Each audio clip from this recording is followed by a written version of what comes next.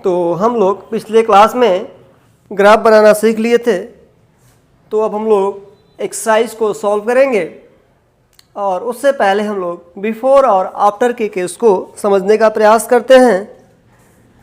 तो suppose that, तो present as की बात करते हैं, तो मान लीजिए एक्स है।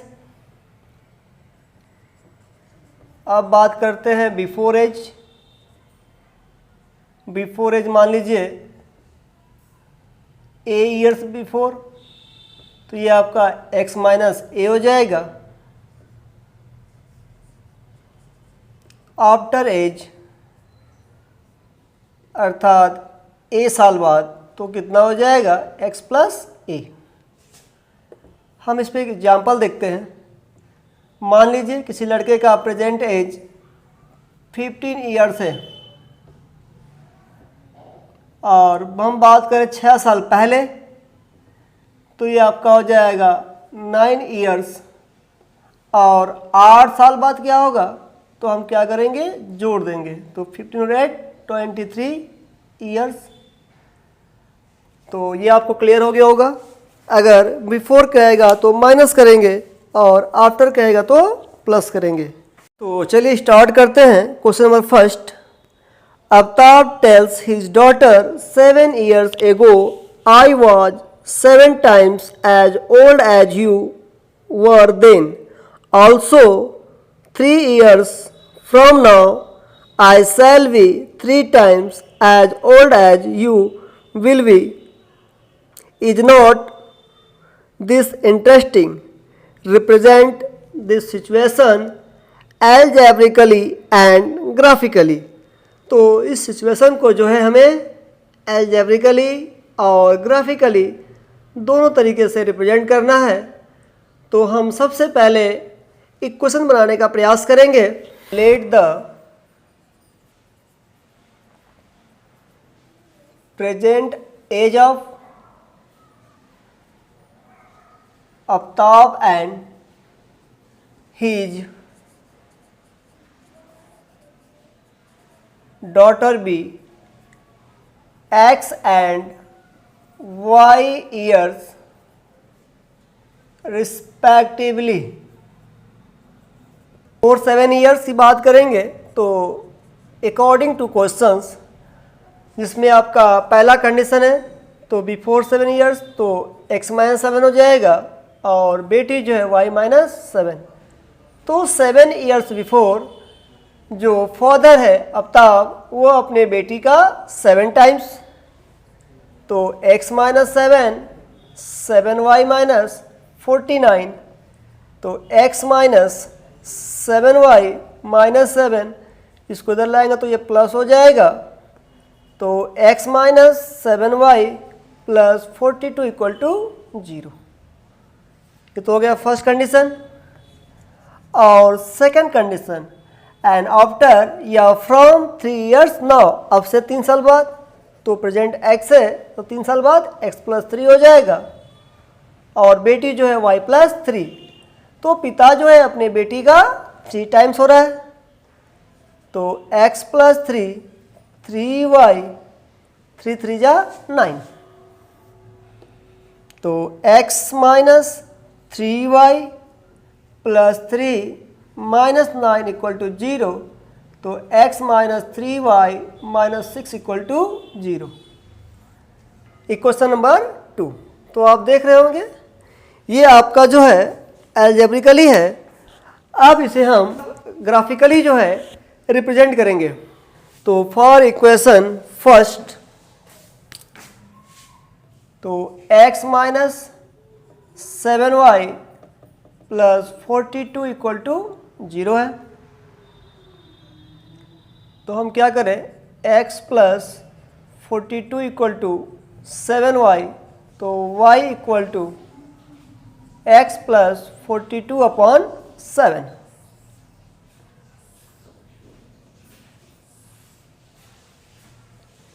तो x equal to and y equal to, अगर हम 0 रखेंगे तो ये तो आपका 0 हो जाएगा और 7 6 जा 42 हो जाएगा। अगर हम माइनस 42 रखते हैं तो ये आपका 0 हो जाएगा। अगर 7 रखेंगे तो 42 और 7 49 और ये आपका 7 हो जाएगा। Similarly for equation second, x minus 3y minus 6 equal to 0। तो x minus 6 equal to 3y, तो y equal to x minus 6 upon 3।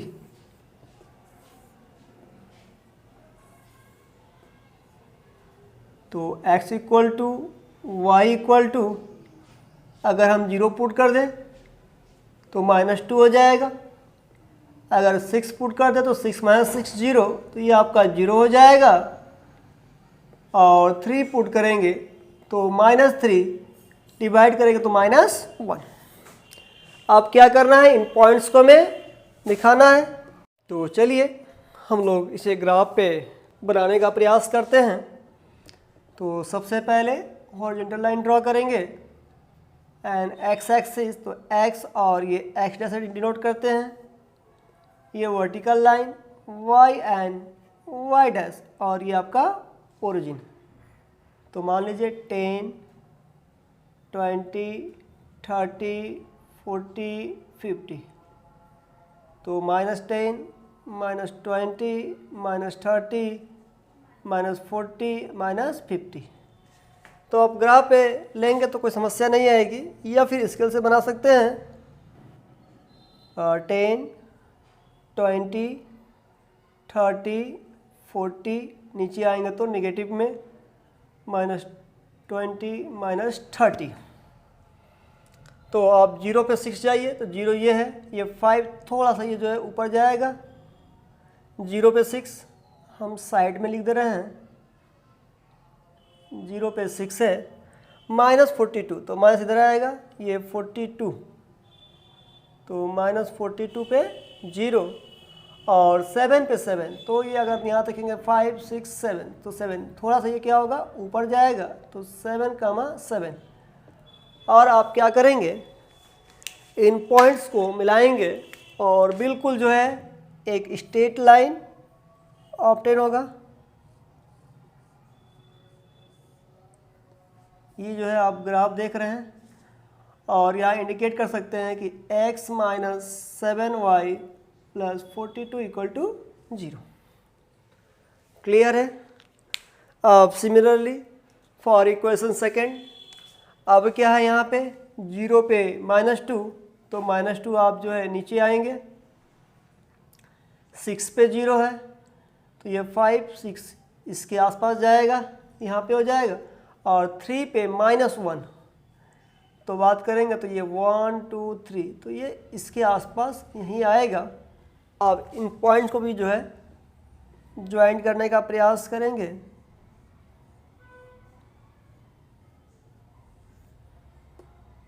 ये जो है x माइनस 3y माइनस 6, अगर पॉइंट दिखाना चाहते हैं तो 0 पे -2 हो जाएगा, 3 पे -1, और ये आपका 6 पे 0।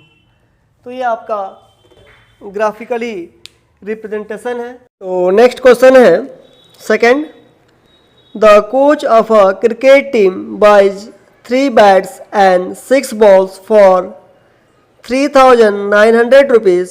Later, she buys another bat and 3 more balls of the same kind for 1,300 rupees. Represent this situation algebraically and graphically.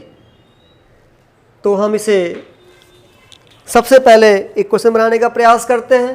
तो यहाँ पे जो है बैट और बॉल दिया हुआ है, तो हम क्या करेंगे, इसी को सपोज करेंगे। तो late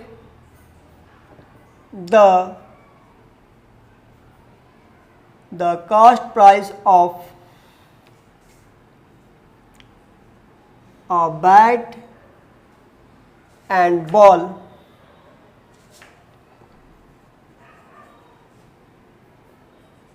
B X rupees and Y rupees respectively. तो हमने ये मान लिया एक बैट और एक बॉल का जो प्राइस है वो एक्स रुपीस और वाई रुपीस है। तो केस नंबर फर्स्ट क्या करती है, 3 बैट और 6 बॉल खरीदती है। तो 3 बैट के लिए 3x हो जाएगा और 6 बॉल के लिए 6y, और ये इक्वल टू 3900 में। तो यहाँ 3 कॉमन है, आप डिवाइड कर सकते हैं। तो x plus 2y equal to 1300, equation first. And case second, अब एक और बैट, तो एक बैट का दाम x हो जाएगा और 3 बॉल्स है तो x प्लस 3y, और ये जो है 1300 में। तो ये आपका बन जाएगा इक्वेशन सेकेंड। तो देख रहे हैं बहुत आसान है इक्वेशन फॉर्म करना, और इक्वेशन को बनाइए। और तो नेक्स्ट क्वेश्चन नंबर 3 है, the cost of 2 kg of apples and 1 kg of grapes on a day was found to be 160 rupees. After a month, the cost of 4 kg of apples and 2 kg of grapes is 300 rupees. Represent the situation algebraically and graphically. तो यहाँ पे क्या है, Apple और grapes है। तो हम क्या करेंगे, late the cost of 1 kg apples and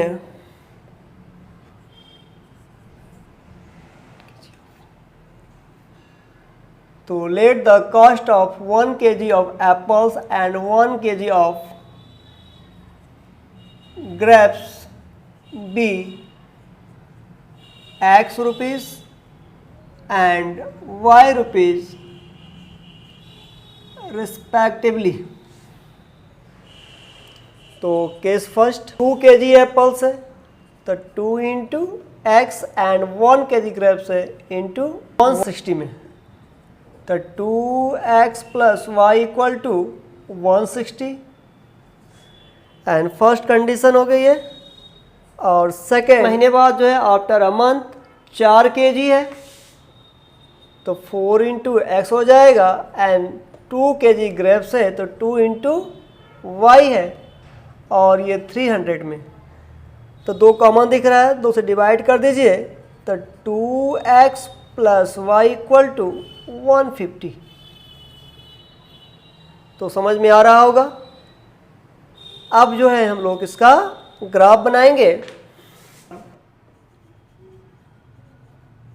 equation first 2x plus y equal to 160 है, तो y इक्वल टू क्या हो जाएगा, 160 माइनस 2x हो जाएगा।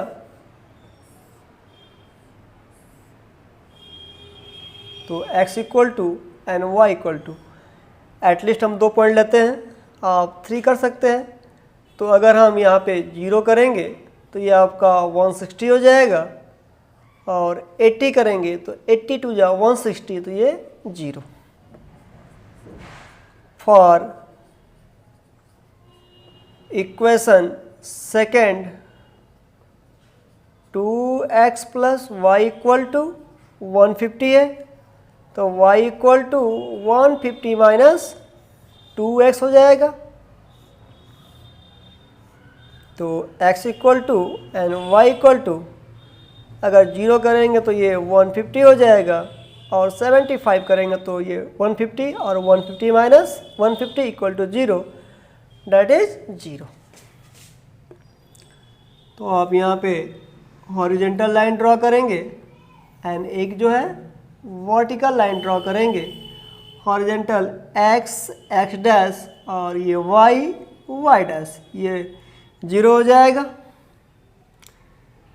तो अगर हम यहाँ पे दिखाएं, ये 0 है, ये 80, 160, 240 एंड 320, इधर आएंगे तो -80, -160, -240, ऊपर जाएंगे तो फिर उसको 80, 160, 240, नीचे आएंगे तो निगेटिव में -80, -160 एंड -240, तो 0 पे 160 है तो ये आपका हो जाएगा 0 पे 160 और 80 पे 0, ये आपका हो गया। अब इसका देख लेते हैं।